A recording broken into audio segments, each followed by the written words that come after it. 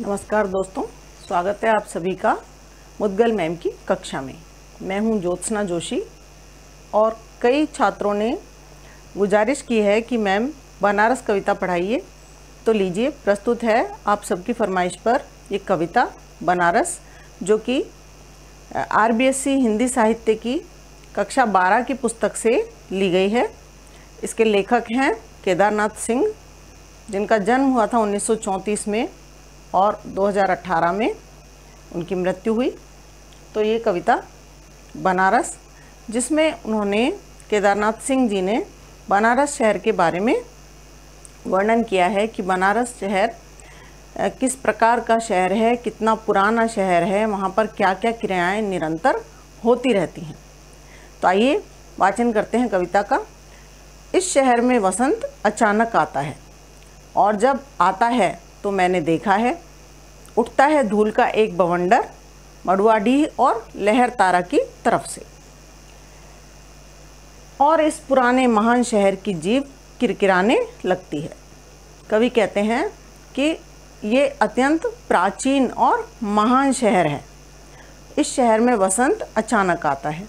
हमने देखा है कि प्रकृति में जब वसंत आता है तो धीरे धीरे नई कोपलें आती हैं सभी पेड़ों के अंदर, क्योंकि उससे पहले पतझड़ हो चुका होता है लगभग सभी वृक्षों में, और प्रकृति में नई नई सारे वृक्षों में कोपलें खिलने लगती हैं। तत्पश्चात वो पत्ते बड़े होते हैं, उसके बाद कलियां आती हैं। तो इस तरह सीढ़ी दर सीढ़ी कार्य होता है। परंतु बनारस शहर में जो वसंत आता है तो वह अचानक से आ जाता है। किस तरह अचानक आता है? कवि कहते हैं कि जब आता है तो मैंने देखा है कि लहरतारा और मडुआडीह, उधर गंगा किनारे जो प्राचीन मोहल्ले बसे हुए हैं, उनके नाम कवि ने यहाँ पर लिए और कहा कि उन मोहल्लों की तरफ से मैंने देखा है कि धूल के बवंडर उठते हैं। क्योंकि अचानक से लोग आते हैं इस शहर में, बाहर के लोग आते हैं अपनी श्रद्धा और अपनी भक्ति के दम पर। तो वो तेज चाल से चलते हुए गंगा नदी की तरफ जाते हैं। उसकी गलियां जो हैं, रास्ते जो हैं गंगा तक पहुंचने के, इन्हीं मोहल्लों से होकर गुजरते हैं और धूल के बवंडर उठते हुए प्राय दिखाई देते हैं। और इस महान पुराने शहर की जीभ किरकिराने लगती है। अच्छा लगने लगता है शहर को कि कोई हमारे यहाँ आया। वहाँ के लोग प्रसन्न होते हैं बाहर के लोगों को देखकर।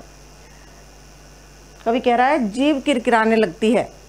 तो जीभ किरकिराना मनुष्य का स्वभाव है, अतः हम देख रहे हैं मानवीकरण अलंकार हो गया। आगे देखिए, जो है वह सुगबुगाता है और जो नहीं है वह फेंकने लगता है पचखियाँ। सुगबुगाना एक हम कहें कि देशज शब्द कह लें या ग्रामीण भाषा का शब्द कह लें, और इसी प्रकार पचखियाँ भी ग्रामीण और देशज शब्द। तो सुगबुगाना यानी कि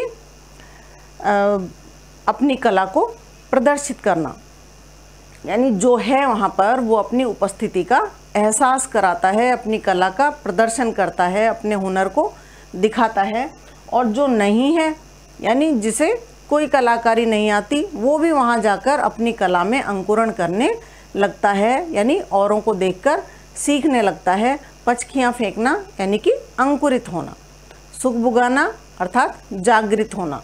तो जो है वो जागृत होता है वहाँ पर, यानी उस शहर में पहुँचकर लोगों के अंदर अनेकानेक क्रियाएं जागृत होने लगती हैं, अनेकानेक कलाकारियाँ उनको आने लगती हैं। आदमी दशाश्वमेध पर जाता है और पाता है कि घाट का आखिरी पत्थर कुछ और मुलायम हो गया है। जो भी कोई बनारस शहर जाता है तो वो वहाँ के दशाश्वमेध घाट पर अवश्य ही जाता है। गंगा किनारे बहुत सारे घाट वहाँ पर बने हुए हैं। दशाश्वमेध बहुत प्रसिद्ध घाट है, अतः वहाँ जाना व्यक्ति जरूरी समझता है। और जब वो वहाँ पर जाता है तो वो पाता है, क्या पाता है वहाँ जाकर, कि उस घाट का आखिरी पत्थर भी पहले से अधिक मुलायम हो गया है। पत्थर क्या हो गया है? मुलायम हो गया है। पत्थर तो मुलायम नहीं होता, कठोर होता है। परंतु यहाँ क्या है कि कोई भी व्यक्ति वहाँ जाता है तो उसके हृदय में दया का झरना स्वतः ही बहने लगता है, अर्थात वो कठोर हृदय से नरम हृदय में परिवर्तित हो जाता है। सीढ़ियों पर बैठे बंदरों की आंखों में अजीब सी नमी है। जितने भी तीर्थ स्थान देखे होंगे आप लोगों ने भी, वहाँ पर बंदर, लंगूर ये जानवर प्राय ही दिख जाते हैं। क्यों? क्योंकि वहाँ जो लोग जाते हैं वो खाने पीने का सामान अवश्य लेकर जाते हैं साथ में उनको खिलाने के लिए।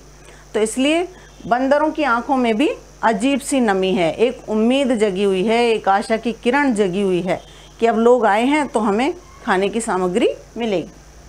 और एक अजीब सी चमक से भर उठा है भिखारियों के कटोरों का निचाट खालीपन। भिखारी भी गंगा किनारे बैठे रहते हैं, उनका नित्य कर्म है वहाँ जाकर बैठना।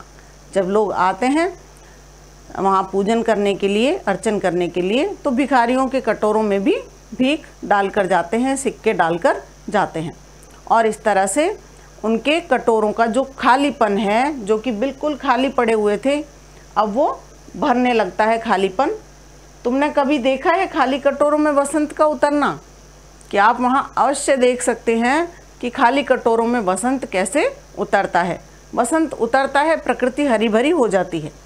यहाँ कटोरों में वसंत उतरने का आशय है कि उनके कटोरों में भीख आती है तो कटोरे सिक्कों की खनखनाहट से भर जाते हैं। और इस तरह से ऐसा लगता है देखने से कि भिखारियों के चेहरों पर भी चमक आ गई है और उनके सिक्कों का खालीपन भर गया है, अर्थात उनमें वसंत उतर गया है। यह शहर इसी तरह खुलता है, इसी तरह भरता और खाली होता है यह शहर। कवि कहते हैं कि यह वह शहर है, यह इतना प्राचीन शहर है कि सदा सदा से, सदियों से इसी तरह भरता और खाली होता रहता है। यानी अचानक ही लोग यहाँ पर आते हैं और अचानक ही पर्व निकलने के बाद यहाँ से चले जाते हैं। तो इसी तरह से ये भरता है, एकदम से भरा हुआ दिखाई देता है। अत्यधिक मात्रा में लोग आ जाते हैं, लाखों की संख्या में लोग वहाँ पहुँचते हैं जब कोई एकादशी का मेला होता है, पूर्णमासी का मेला होता है। और 2 दिन बाद मेला खत्म होते ही सारे लोग वहाँ से लौट जाते हैं और भरा पूरा शहर अचानक से खाली हो जाता है। तो इस तरह यहाँ वसंत आता है और चला जाता है एकदम से। कविता का एक अंश यानी कि पहला भाग आज हमने पढ़ा। शिल्प सौंदर्य की बात करें हम तो खड़ी बोली हिंदी में कवि ने ये कविता लिखी है और मुक्त छंद की कविता है। शांत रस हमको दिखाई दे रहा है और कई जगह पर अलंकार आया, मैं साथ के साथ आपको बताते भी गई हूँ। जैसे जीभ किरकिराने लगती है, मानवीकरण अलंकार हो गया। घाट का आखिरी पत्थर मुलायम हो गया है, यहाँ विरोधाभास दिखाई दे रहा है कि पत्थर और मुलायम हो गया है। अजीब सी नमी है, अजीब सी चमक है, अजीब सी में हम पुनरुक्ति प्रकाश अलंकार मान सकते हैं। यहाँ पर वसंत का उतरना, ये कवि ने एक मुहावरे की तरह से यहाँ पर इसका प्रयोग किया है। और बहुत ही सुंदर कविता कवि केदारनाथ सिंह जी की। अगले भाग में फिर मिलेंगे आपसे, तब तक के लिए आज्ञा दीजिए। नमस्कार।